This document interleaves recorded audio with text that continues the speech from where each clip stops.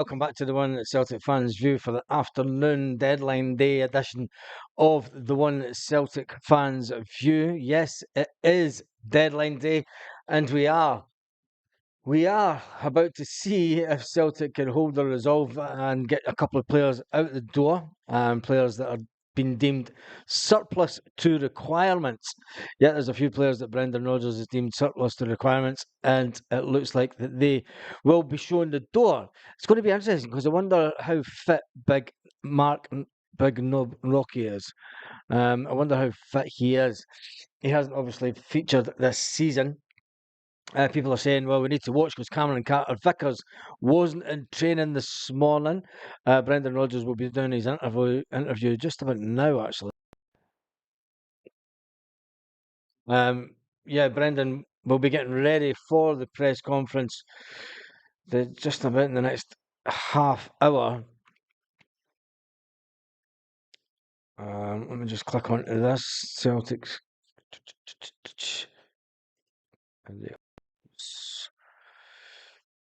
Yeah. Nothing's came out just now. But anyway, yes, Arnie Eagles, that one is, he is in London doing his medical right now.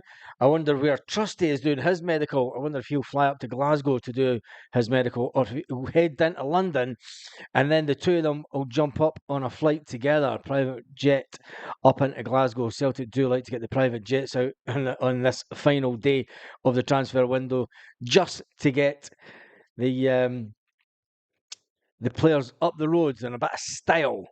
A bit of style. You notice that they did it with Big Adam Ida also. They get the old private jet out from our owner. That's the one good thing about having the owner that we do have. He does get his private jet to or he does just get hires planes to get the players up the road. You never see them in the books though, do you? You never see the private jet hire for transfer deadlines. You never see that anywhere in the accounts for Celtic. So it must be our glorious that does that, which is all good because it makes the players feel special. It makes the two players, it makes players coming in feel special. But what a Tomoki Iwata is currently feeling. Tomoki Iwata has been linked with a move to Birmingham City with a deadline day transfer swoop for 828,000. How much did we buy Tomoki Iwata in for? If somebody could tell me in the comments, I'm not sure. I can't remember what we bought him in for. But there's news coming out of the East Midlands that Tomoki Iwata could be heading down there, and yeah, because people have said that he kind of spat the dummy out. 27-year-old, he's not really at the age group where Brendan Rodgers is building a team for the future. People say that look is an adequate replacement for the one and only Matt O'Reilly. If Matt O'Reilly's left the building, Tomoki Iwata is a good replacement for Callum McGregor. To be honest, I've watched the times that I have watched him. I don't see what it is about Tomoki Iwata that people get. Maybe I'm missing something, but I just feel that I mean he is a big baller of a guy, but it doesn't seem to control that midfield as good. And it's been suggested that he's spat the dummy out. He's spat the dummy out and he's instigated the move. Tomoki Iwata has instigated this move. So if he has been, well, there's only ever going to be one winner, and it's always going to be Brendan Rodgers. That's for sure. Let's jump into the comment section and see who is all here this afternoon. I watched the UEFA Champions, the UEFA Cup, not the UEFA Champions League draw. We did that yesterday. I watched the UEFA Cup draw because I was watching it for Man United and Tottenham. I thought it'd be interesting to see who Man United and Tottenham would get. And it was quite interesting to see that both Man United and Tottenham and Lyon and Nice and quite a few other teams all got the Rangers. Oh my God! If you thought that the video for earlier on was bad enough where they were complaining, them going into the Europa, it's going to look like Spanking FC. They're going to take some heavy defeats. They did nothing but absolutely laugh at the defeats that we took last season in Europe. So let's cope how they how let's see how they cope with some big teams in there. And you'll want to make sure he puts one right over them. Man United, well, they've got aspirations to be playing in the Champions League and win the Championship in England. They'll make a good move for the Champions League this year. I think Ten Hag is wanting to prove a point this year. I mean, he's a manager that was almost chased out the door at Manchester United during the summer. Anyway, Stephen Johnson is in the house this afternoon. I'm going to bring that shutter down a bit.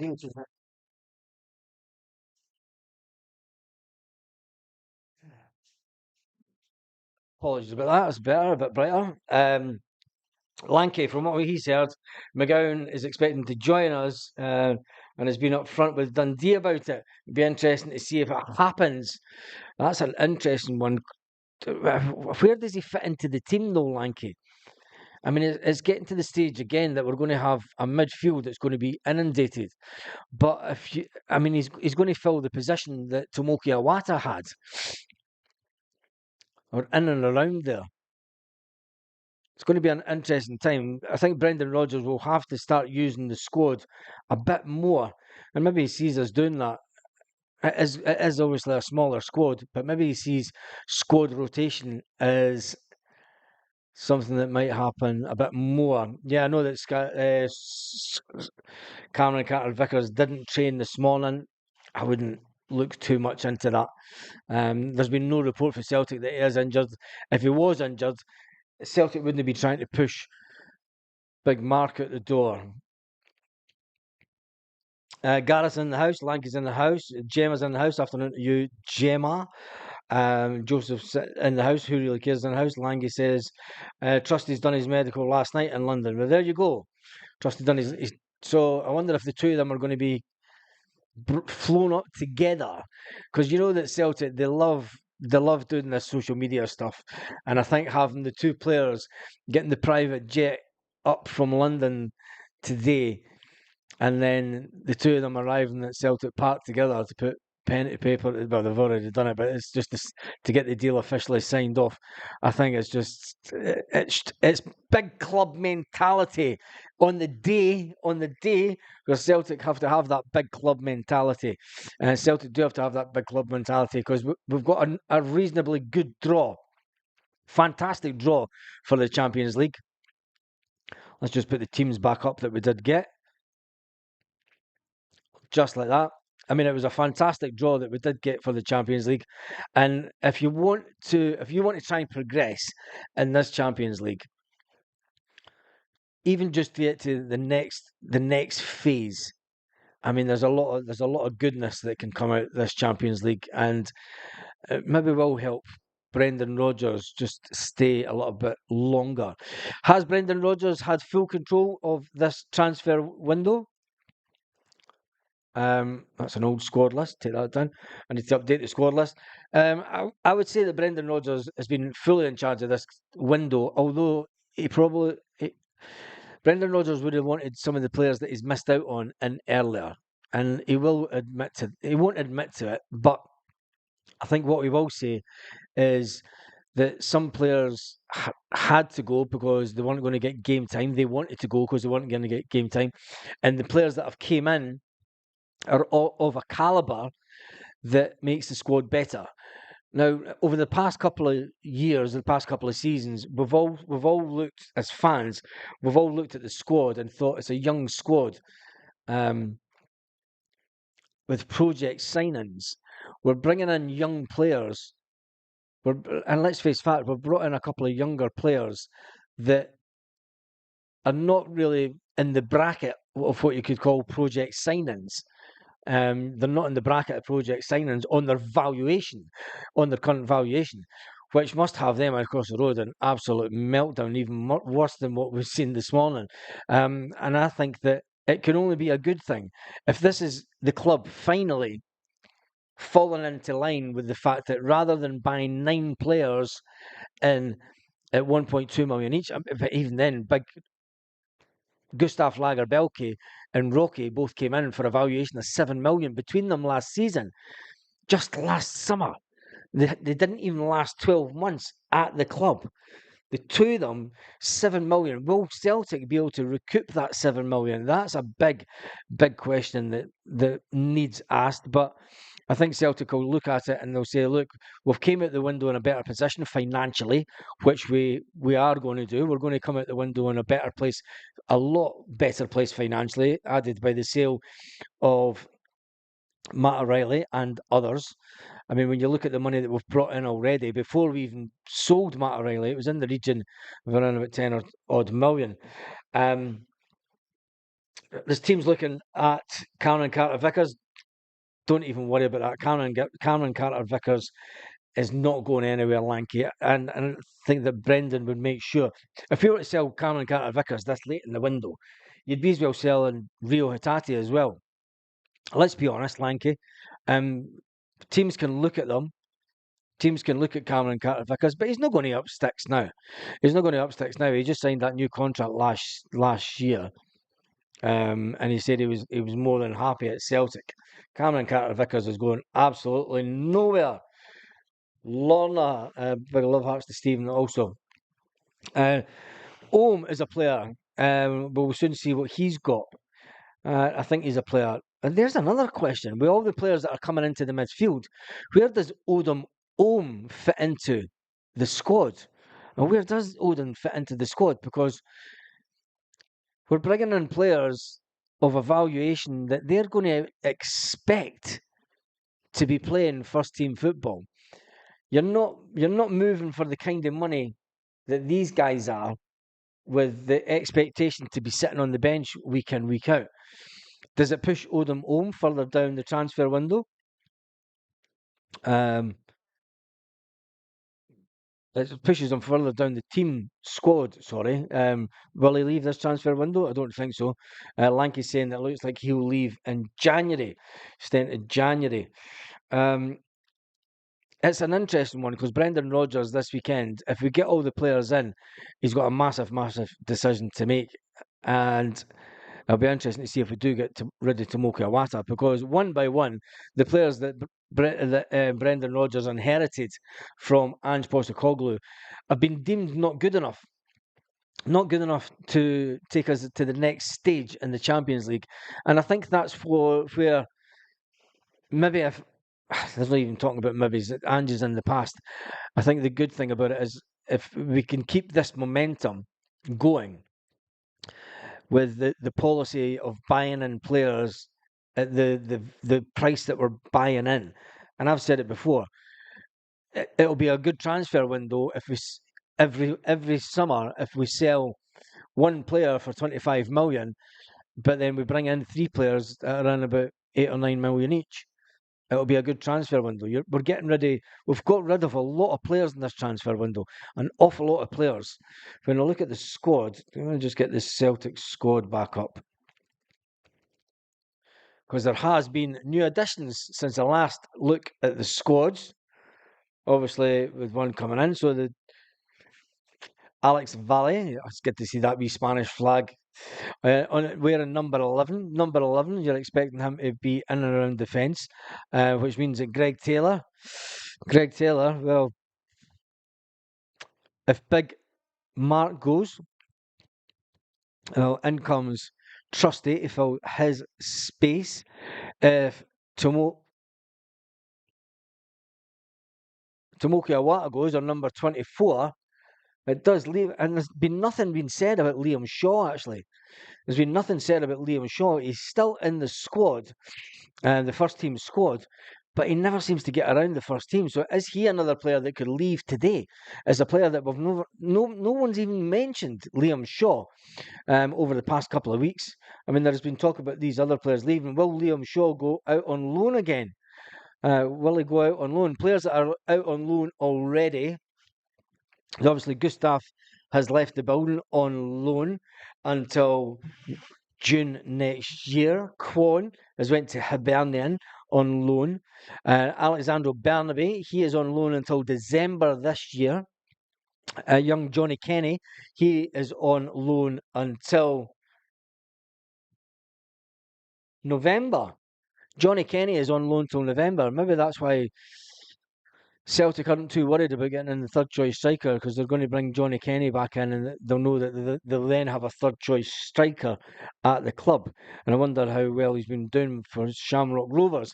Marco, the man that's back in the one and only Melbourne, he is on loan until next year, until June next year.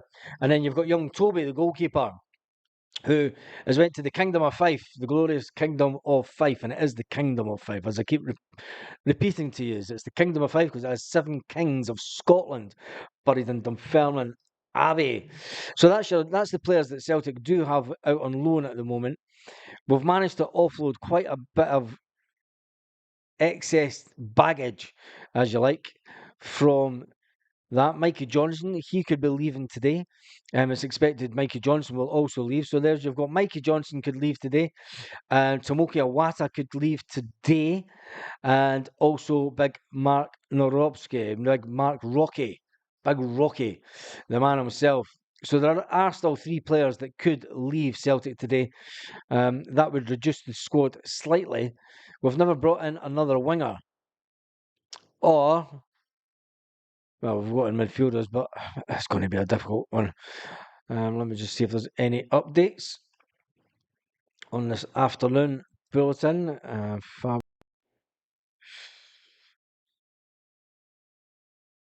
about Ivan Tony? That's a crazy deal, wasn't it? Oh. Middlesbrough are pushing to sign winger Ben Doak. Now, there you go. It's understood Liverpool and the 18-year-old are deciding on which would be better for his development.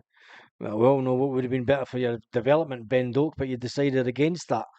Um, Unbelievable.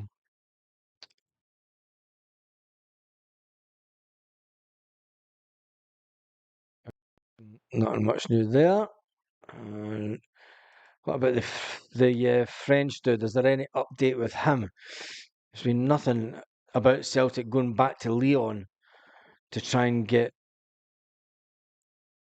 the player from them. Been no update on that whatsoever. Obviously, the big news this afternoon so far that Celtic are trying to offload, being allowed to leave on loan. Why would they let them leave on loan? Why would they not just sell Tomoki Iwata? Although Tomoki has been, looks like there'll be an 828,000 bid for him. Is that us losing money on Tomoki Iwata? I'm sure we paid more than that for him from Japan. But anyway, that is your afternoon update. Don't worry about winger. Brendan's is talking to Chelsea for a winger. Says Lanky. Been watching the Derby game from the North Sea, Modern Hoops. 2 centre-backs, 2 midfields and a winger. He's hoping to get in. Just want a new wide man. And then he'll be happy, says Tom. Centre-back, if Rocky goes on loan, that'll only leave us only have 3 left plus Trusty. The centre back positions you will have obviously Liam Scales and Stephen Welsh, Cameron Carter Vickers. We do need another one in. So we'll wait and see what happens throughout the day. Anyway, that's me done and dusted for this update live. Um, have a safe time. How's that?